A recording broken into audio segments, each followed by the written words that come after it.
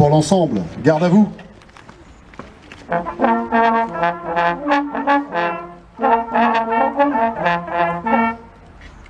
Prêt pour les couleurs? Envoyez.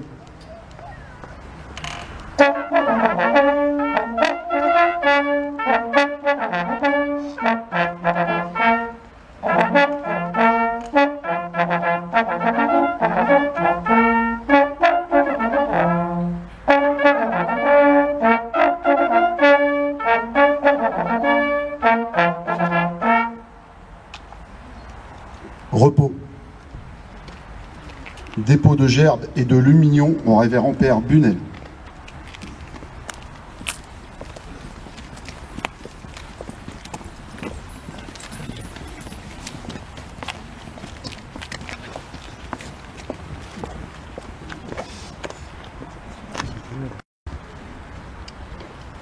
Dépôt de gerbes au monument aux morts.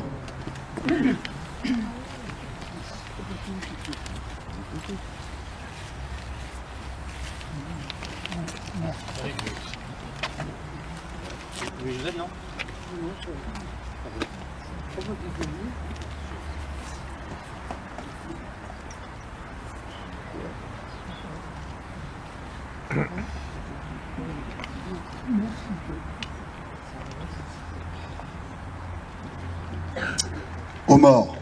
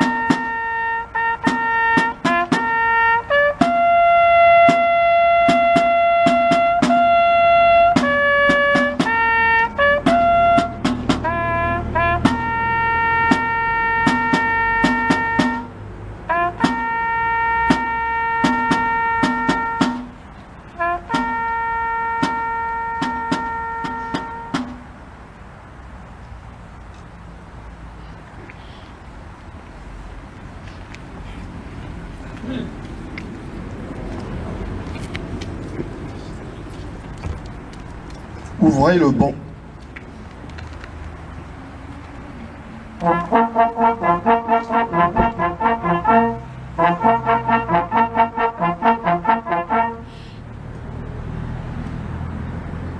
Remise de la croix du combattant à Monsieur Maurice Choulan par Monsieur Christophe Bouillon, maire de Barentin.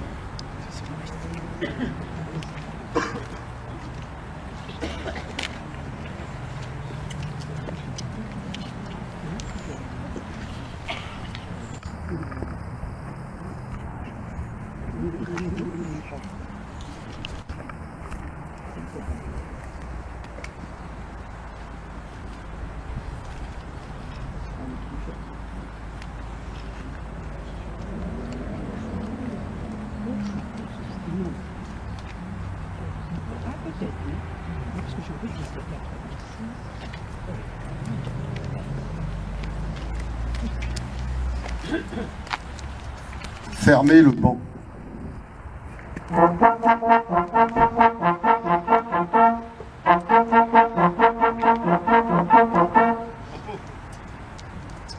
Allocution de Monsieur Guy Boulard, président des anciens combattants UNC OPEX.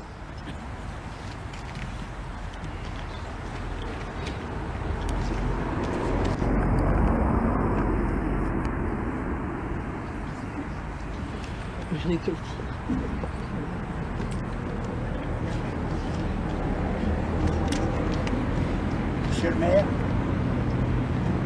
mesdames et messieurs les élus, mesdames et messieurs, aujourd'hui 11 novembre, commémoration de la victoire et de la paix, jour d'anniversaire de l'armistice et hommage aux morts de toute la France. Année du 60e anniversaire de la fin officielle de la guerre d'Algérie, la journée du 11 novembre revêt une connotation particulière en 2022. En effet, cette guerre de décolonisation reste dans les cœurs de tous les anciens combattants d'Algérie du Nord, ici présents, et de leurs familles. Elle a impacté grandement leur jeunesse et dans beaucoup de cas, décidé de leur avenir. N'oublions pas les soldats et supplétifs ainsi que les compagnons civils, de toutes origines confondues, victimes d'exactions et de vengeance après l'indépendance de l'Algérie, et ceux, pieds noirs et harkis, qui ont fait l'objet d'un ostracisme persistant lors de leur arrivée en France. Assumons notre histoire et ne laissons pas salir leur mémoire ainsi que celle de nos armées par des propagandes mensongères, des accusations infondées, des falsifications outrancières. Saluons la mémoire de tous les morts pour la France, des conflits anciens mais aussi actuels dans lesquels sont engagés nos jeunes soldats. La liste est longue de ceux qui sont morts en opération extérieure, notamment au Sahel dans le cadre de l'engagement de la France dans la lutte contre le terrorisme. Le 5 décembre prochain, nous honorerons plus particulièrement ceux d'Afrique du Nord, dans le cadre de la journée nationale d'hommage aux morts de la guerre d'Algérie et des combats du Maroc et de Tunisie. En cette période d'interrogation, dans un contexte international très troublé, restons fidèles aux valeurs de liberté, d'égalité et de fraternité qui guident l'UNC depuis plus de 100 ans. Face à l'adversité, soyons unis comme au front. Merci.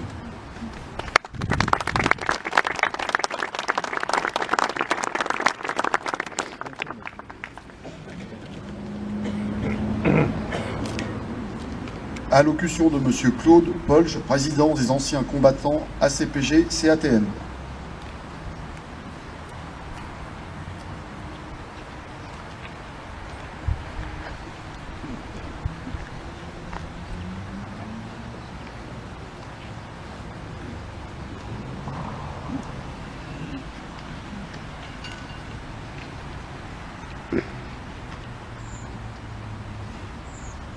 Monsieur le maire, mesdames, messieurs les élus en vos noms et qualités, mesdames, messieurs, chers camarades, nous célébrons aujourd'hui le 104e anniversaire de l'armistice du 11 novembre 1918.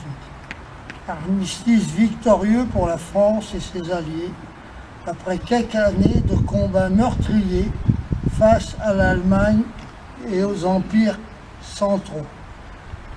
Il n'y a pas une ville, pas un village qui ne garde gravé dans la pierre d'un monument aux morts le souvenir de ceux qui sacrifièrent leur vie pour la patrie et la liberté. Ce 11 novembre 1918, la France déplorait 1 400 000 morts, 740 000 invalides, 3 millions de blessés, des centaines de milliers de veuves et d'orphelins. N'oublions pas ce lourd bilan, ni le courage héroïque des soldats de ce conflit, appelé à juste titre la Grande Guerre. Rendons hommage aux combattants de tout grade, français et alliés, qui ont fait preuve dans tous les secteurs du front d'un courage exemplaire méritant la reconnaissance de la nation. Beaucoup d'entre eux sont morts pour la France. Cette journée de recueillement, ayons une pensée également pour nos soldats tués ou blessés ces derniers mois en opération extérieure et inclinons-nous devant la douleur de leurs familles. Depuis février dernier, un conflit majeur se déroule sur notre continent et des conflits régionaux sont en cours ou latents un peu partout avec le risque qu'ils dégénèrent ou s'étendent. Dans cette situation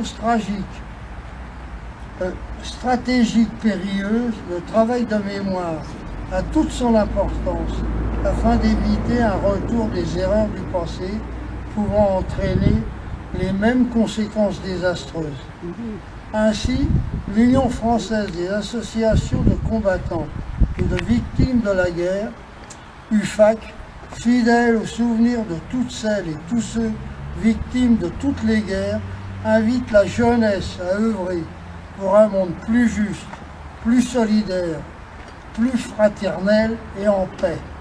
Vive la République, vive la France!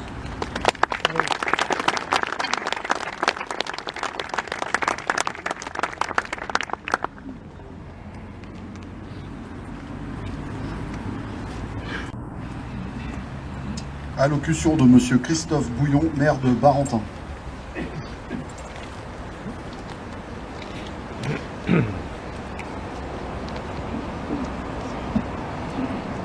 Monsieur le Président de l'UNC COPEX, Monsieur Guy Bullard, Monsieur le Président des ACPM CATG, Monsieur Claude Polge, Messieurs les représentants des anciens combattants, je souligne notamment la présence régulière et fidèle des porte-drapeaux, Mesdames et Messieurs les élus, un salut particulier en direction des membres du conseil municipal jeune, Éléanore et Théodore qui ont tout à l'heure allumé la flamme en hommage au père Hunel.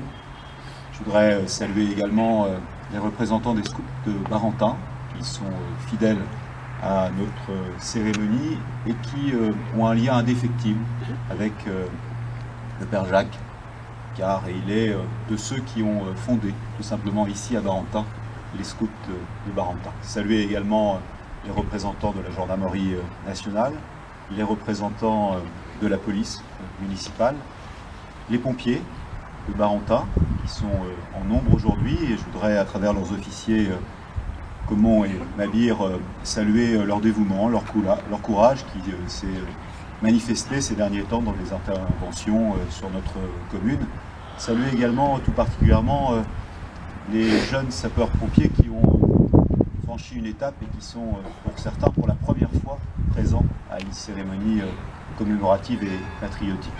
Saluer également, et nous avons cette chance ici même à Barentin, de compter sur l'harmonie municipale.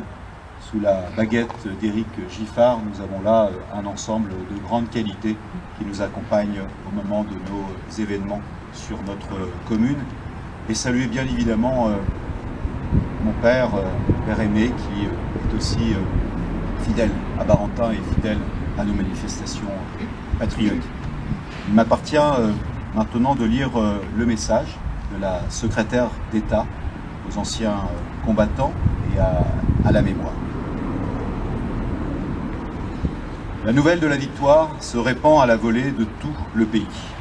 De clocher en clocher, l'écho du claron vient d'annoncer la fin d'un conflit qui a éprouvé le monde et décimé les hommes.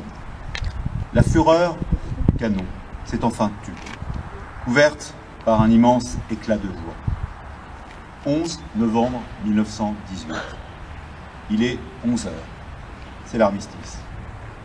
Pour des millions de soldats venus du monde entier, c'est la fin de 4 terribles années de combats, d'épreuves, de meurtrissures. Le soulagement est immense. La guerre est finie. Mais pour les survivants commence un funeste décompte. Celui d'1 400 000 soldats français tombés au champ d'honneur. De 4 millions de nos militaires blessés ou mutilés.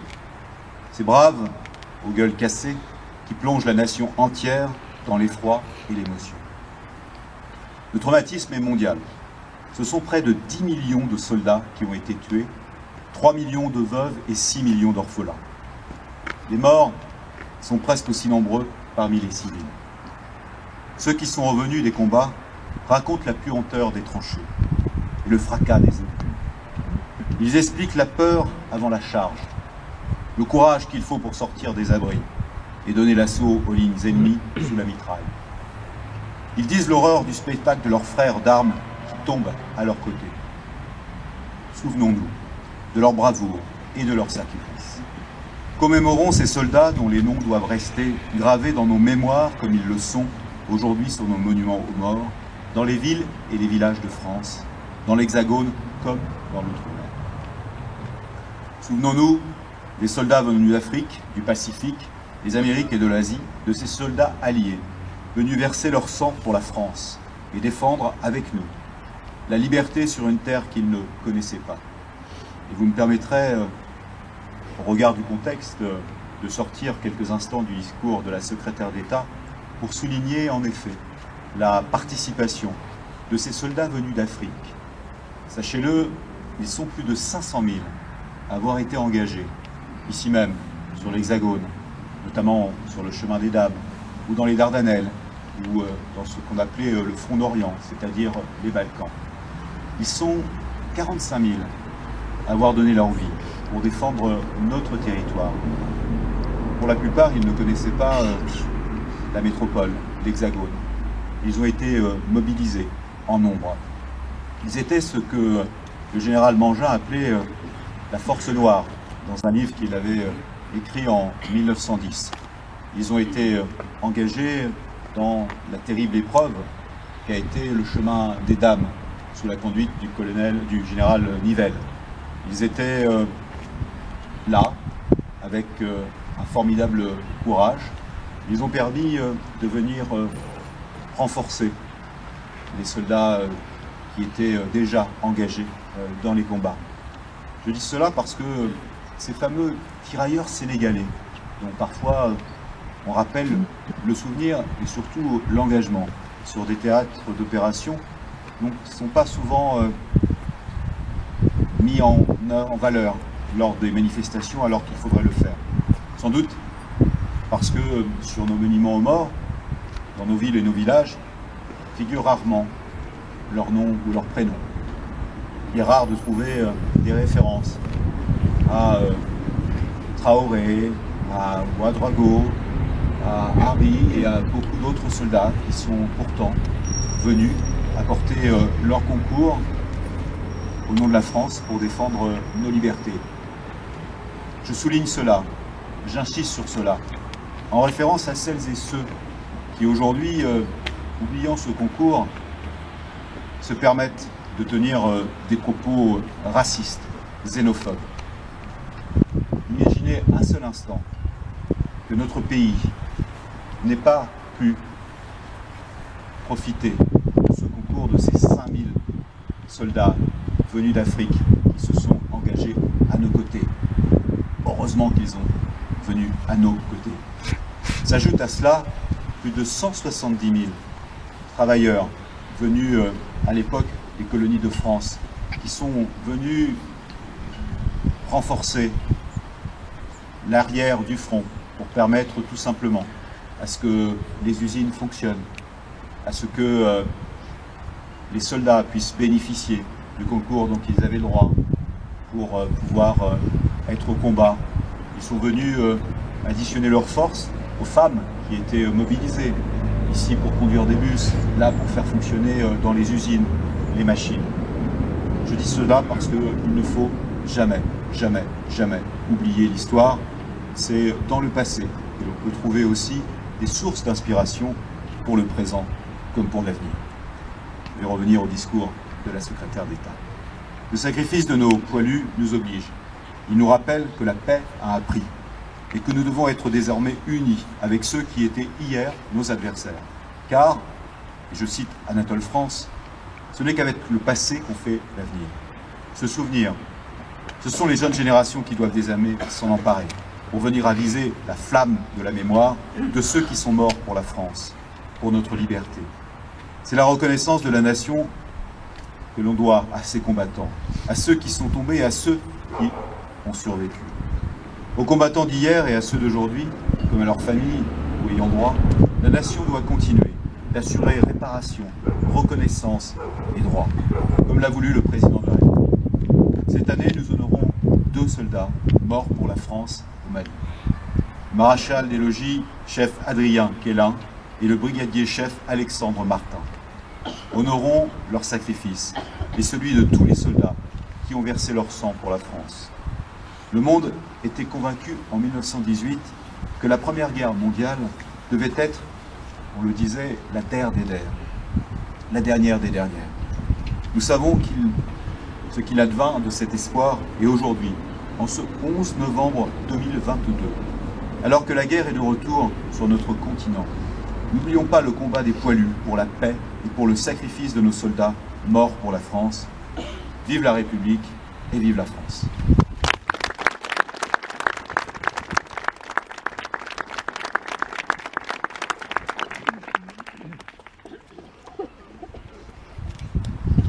La Marseillaise.